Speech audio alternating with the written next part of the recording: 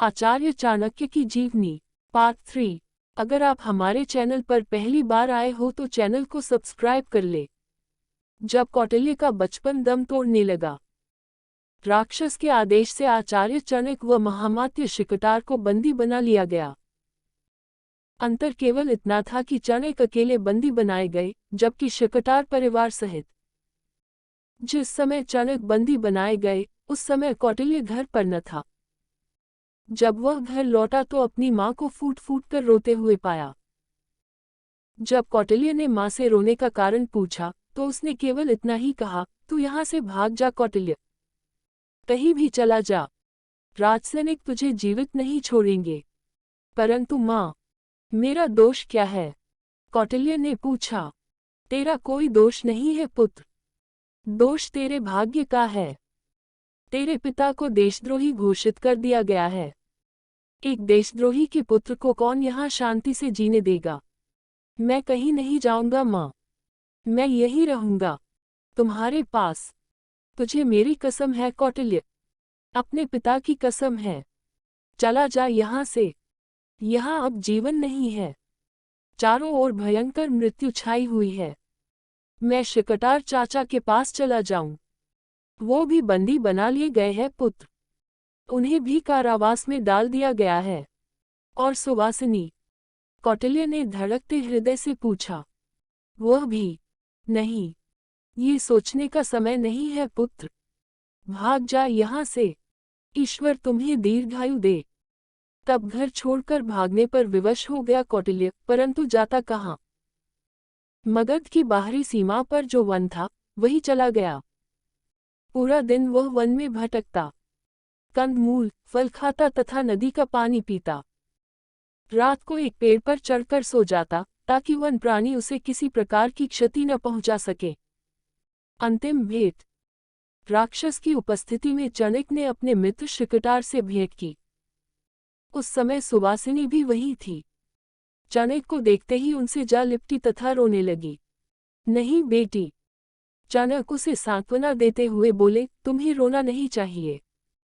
तुम्हें तो प्रसन्न होना चाहिए कि तुम्हारे ताऊजी ने अत्याचार के सामने शीश नहीं झुकाया।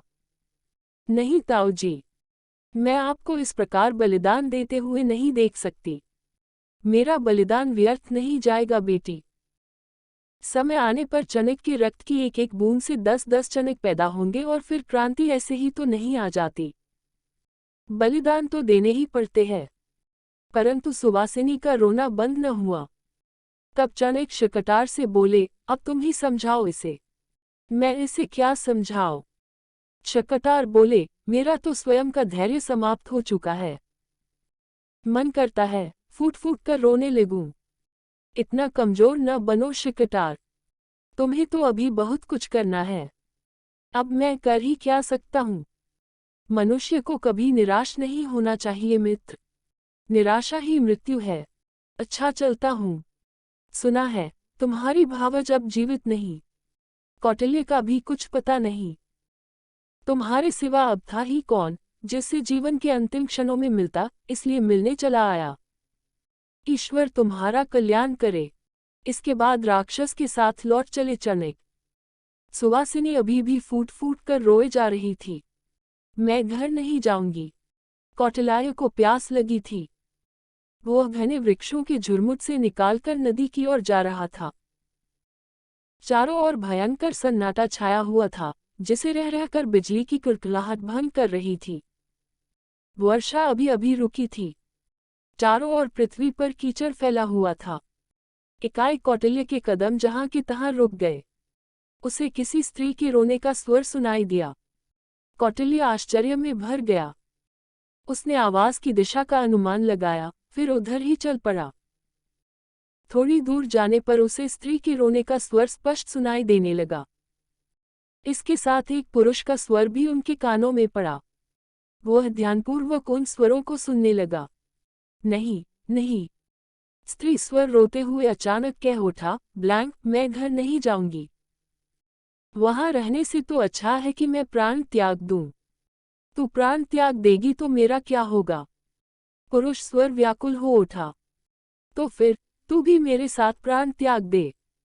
हम उस नीच और अत्याचारी राजा के राज्य में नहीं रहेंगे। वहां ब्रह्म हत्या हुई है।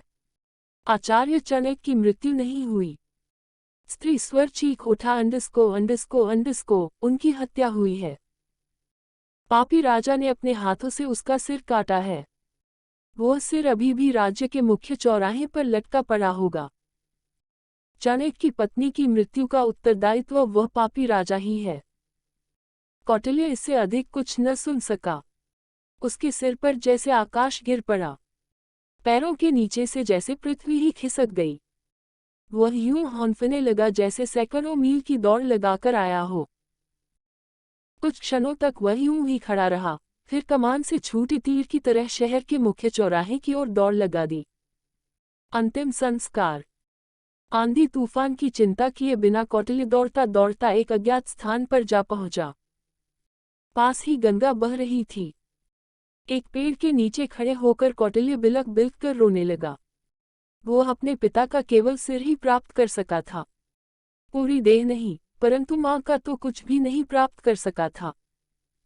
पता नहीं माँ का देहांत कब हुआ था, उसका अंतिम संस्कार किया जा चुका था या नहीं, उसकी देह को कहीं राज्यकर्मी ही न ले गए हो। कितना अभागा वह था। माँ बाप को कितना गर्व था उस पर, कितनी आशाएं थी उससे, परंतु सब धूल में मिल गई। वह उनकी कोई सेवा न कर सका। वह सेवा भी न कर सका जिसके किए हर माँ बाप पुत्र की कामना करते हैं। अंतिम संस्कार की सेवा, जो पुत्र का एक प्रमुख कर्तव्य भी होता है, वर्ष अभी भी हो रही थी। वह चाहता था शीघ्रातिशीघ्र अपने पिता के सिर का अंतिम संस्कार कर दे। यदि राज्यकर्मियों ने उसे ढूंढ लिया तो वह इतना भी नहीं कर सकेगा। अंतिम संस्कार करने में सबसे अधिक कठिनाई थी सूखी लकड़ियां प्राप्त करने की, एक ऐसे स्थान की खोज करने की जहां चिता जलाई जा सके। पिता का सिर हाथ में उठाए वह ऐसे ही किसी स्थान को खोजने लगा। ऐसा स्थान उसे बड़ी कठिनाई से मिला। वह स्थान एक पुराना शमशान घाट था, जिसका प्रयोग तब नहीं होता था। वहां से उसे कुछ सूखी लकड़ियां तथा थोड़ा सा घास फूस उपलब्ध हो गया। उसने एक चिता तैयार की। चिता पर पिता का सर स्थापित किया। पत्थरों को घिसकर बड़े परिश्रम से अग्नि प्रकट की, फिर चिता को मुखाग्नि देते हुए उन श्लोकों का उच्चारण किया जो उसके पिता ने उसे सिखाए थे। छोटी सी चिता धूं धूं करके जल उठी। कुछ ही समय बाद वहां रह गया राख का एक ढेर। उसने राख को एकत्रित किया। वहां उपेक्षित सी पड़ी एक मिट्टी की हांडी में उसे भरा, फिर वहीं एक गड्ढा खोदकर उसे दबा दिया। आने वाले भाग के लिए चैनल को सब्सक्राइब कर लो।